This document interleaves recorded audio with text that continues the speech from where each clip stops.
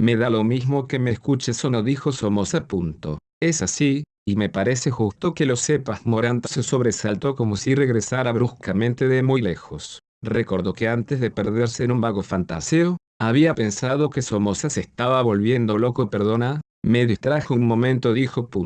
Admitirás que todo esto, en fin, llegar aquí y encontrarte en medio de, pero dar por supuesto que Somoza se estaba volviendo loco era demasiado fácil. Sí, no hay palabras para eso, dijo Somoza. Por lo menos nuestras palabras. Se miraron un segundo, y Morant fue el primero en desviar los ojos mientras la voz de Somoza se alzaba otra vez con el tono impersonal de esas explicaciones que se perdían enseguida más allá de la inteligencia. Morant prefería no mirarlo, pero entonces recaía en la contemplación involuntaria de la estatuilla sobre la columna, y era como volver a aquella tarde dorada de cigarras y de olor a hierbas en que increíblemente Somoza y él la habían desenterrado en la isla. Se acordaba de cómo Terese, unos metros más allá sobre el peñón desde donde se alcanzaba a distinguir el litoral de Paros, había vuelto la cabeza al oír el grito de Somoza, y tras un segundo de vacilación había corrido hacia ellos olvidando que tenía en la mano el corpiño rojo de sus expiaces, para inclinarse sobre el pozo de donde brotaban las manos de Somoza con la estatuilla casi irreconocible de moho y adherencias calcáreas,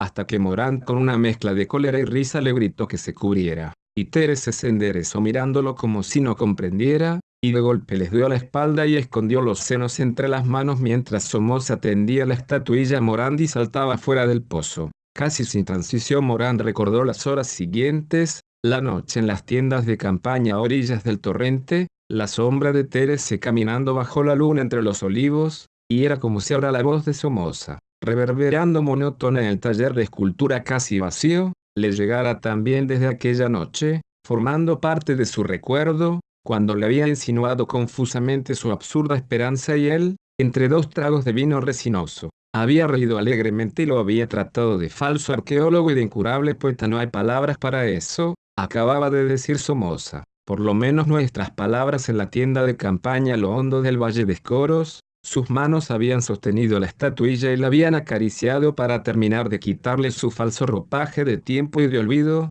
Teresa, entre los olivos, seguía enfurruñada por la reprensión de Morant, por sus estúpidos prejuicios, y la noche había girado lentamente mientras Somoza le confiaba su insensata esperanza de llegar alguna vez hasta la estatuilla por otras vías que las manos y los ojos y la ciencia. Mientras el vino y el tabaco se mezclaban al diálogo con los grillos y el agua del torrente hasta no dejar más que una confusa sensación de no poder entenderse. Más tarde, cuando Somoza se fue a su tienda llevándose la estatuilla y Teresa se cansó de estar sola y vino a acostarse, Morant le habló de las ilusiones de Somoza y los dos se preguntaron con amable ironía parisiense si toda la gente del Río de la Plata tendría la imaginación fácil. Antes de dormirse discutieron en voz baja lo ocurrido esa tarde, hasta que Teresa aceptó las excusas de Morant, hasta que lo besó y fue como siempre en la isla, en todas partes. Fueron él y ella y la noche por encima y el largo olvido. ¿Alguien más lo sabe?, preguntó Morant. No, tú y yo.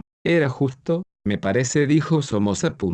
Casi no me he movido de aquí en los últimos meses. Al principio venía una vieja a arreglar el taller y a lavarme la ropa, pero me molestaba. Parece increíble que se pueda vivir así en las afueras de París. El silencio. Oye, pero al menos bajas al pueblo para comprar provisiones antes. Sí, ya te dije. Ahora no hace falta. Hay todo lo necesario. Ahí. Morant miró en la dirección que mostraba el dedo de Somoza, más allá de la estatuilla y de las réplicas abandonadas en las estanterías. Vio madera, yeso, piedra, martillos, polvo, la sombra de los árboles contra los cristales. El dedo parecía señalar un rincón del taller donde no había nada, apenas un trapo sucio en el piso, pero poco había cambiado en el fondo. Esos 2 años entre ellos habían sido también un rincón vacío del tiempo, con un trapo sucio que era como todo lo que no se habían dicho y que quizá hubieran debido decirse. La expedición a las islas, una locura romántica nacida en una terraza de café del Boulevard Saint-Michel, había terminado apenas encontraron el ídolo en las ruinas del valle. Tal vez el temor de que los descubrieran les fue limando la alegría de las primeras semanas, y llegó el día en que Morant sorprendió una mirada de Somoza mientras los tres bajaban a la playa, y esa noche habló con Teresa y decidieron volver lo antes posible, porque estimaban a Somoza y les parecía casi injusto que él empezara tan imprevisiblemente a sufrir. En París siguieron viéndose espaciadamente, casi siempre por razones profesionales, pero Morand iba solo a las citas. La primera vez Somoza preguntó por Thérèse, después pareció no importarle. Todo lo que hubieran debido decirse pesaba entre los dos, quizá entre los tres. Morand estuvo de acuerdo en que Somoza guardara por un tiempo la estatuilla. Era imposible venderla antes de un par de años. Marcos, el hombre que conocía a un coronel que conocía a un aduanero ateniense, había impuesto el plazo como condición complementaria del soborno. Somoza se llevó la estatuilla a su departamento, y Morand la veía cada vez que se encontraban. Nunca se habló de que Somoza visitara alguna vez a los Morand, como tantas otras cosas que ya no se mencionaban y que en el fondo eran siempre Thérèse. A Somoza parecía preocuparle únicamente su idea fija, y si alguna vez invitaba a Morand a beber un coñac en su departamento no era más que para volver sobre eso. Nada muy extraordinario. Después de todo, Morand conocía demasiado bien los gustos de Somoza por ciertas literaturas marginales como para extrañarse de su nostalgia. Solo lo sorprendía el fanatismo de esa esperanza a la hora de las confidencias casi automáticas y en las que él se sentía como innecesario, la repetida caricia de las manos en el cuerpecito de la estatua inexpresivamente bella, los ensalmos monótonos repitiendo hasta el cansancio las mismas fórmulas de pasaje. Vista desde Morand, la obsesión de Somoza era analizable. Todo arqueólogo se identifica en algún sentido con el pasado que explora y saca luz. De ahí a creer que la intimidad con una de esas huellas podía enajenar,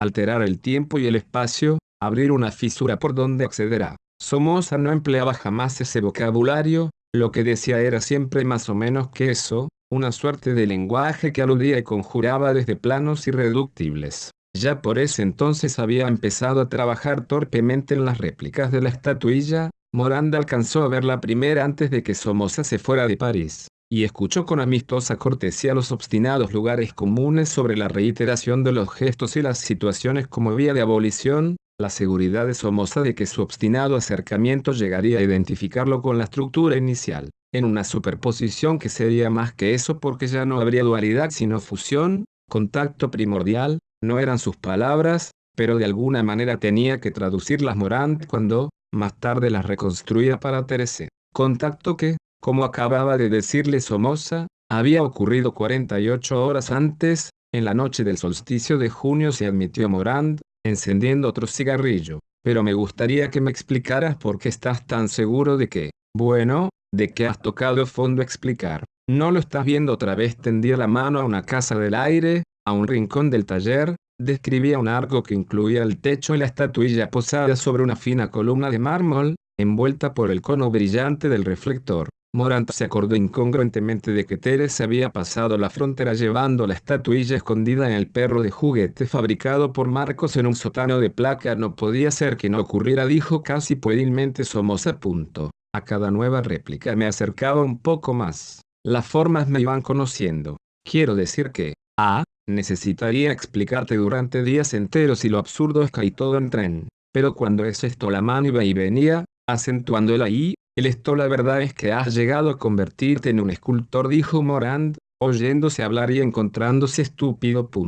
Las dos últimas réplicas son perfectas. Si alguna vez me dejas tener la estatua, nunca sabré si me has dado el original. No te la daré nunca, dijo Somoza simplemente. Y no creas que me he olvidado de que es de los dos. Pero no te la daré nunca. Lo único que hubiera querido es que Thérèse y tú me siguieran, que encontraran conmigo. Sí, me hubiera gustado que estuvieran conmigo la noche en que llegué. Era la primera vez desde hacía casi 2 años que Morand le oía mencionar a Thérèse como si hasta ese momento hubiera estado muerta para él. Pero su manera de nombrar a Thérèse era incurablemente antigua. Era Grecia aquella mañana en que habían bajado a la playa. Pobre Somoza. Todavía. Pobre loco. Pero aún más extraño era preguntarse por qué a último momento, antes de subir al auto después del llamado de Somoza, había sentido como una necesidad de telefonear a Thérèse a su oficina para pedirle que más tarde viniera a reunirse con ellos en el taller. Tendría que preguntárselo, saber qué había pensado Thérèse mientras escuchaba sus instrucciones para llegar hasta el pabellón solitario en la colina. Que Thérèse repitiera exactamente lo que él había oído decir, palabra por palabra. Morand maldijo en silencio esa manía sistemática de recomponer la vida como restauraba un vaso griego en el museo, pegando minuciosamente los ínfimos trozos. y la voz de Somoza y mezclada con el ir y venir de sus manos que también parecían querer pegar trozos de aire, armar un vaso transparente, sus manos que señalaban la estatuilla, obligando a Morand a mirar una vez más contra su voluntad ese blanco cuerpo lunar de insecto anterior a toda historia, trabajado en circunstancias inconcebibles por alguien inconcebiblemente remoto, a miles de años pero todavía más atrás, en una lejanía vertiginosa de grito animal, de salto, de ritos vegetales alternando con mareas y sisigias y épocas de celo y torpes ceremonias de propiciación. El rostro inexpresivo donde solo la línea de la nariz quebraba su espejo ciego de insoportable tensión, los senos apenas definidos, el triángulo sexual y los brazos ceñidos al vientre, el ídolo de los orígenes, del primer terror bajo los ritos del tiempo sagrado, del hacha de piedra de las inmolaciones en los altares de las colinas. Era realmente para creer que también él se estaba volviendo imbécil, como si ser arqueólogo no fuera ya bastante. Por favor, dijo Morand, ¿no podrías hacer un esfuerzo para explicarme aunque creas que nada de eso se puede explicar? En definitiva, lo único que sé es que te has pasado estos meses tallando réplicas, y que hace 2 noches es tan sencillo, dijo Somoza.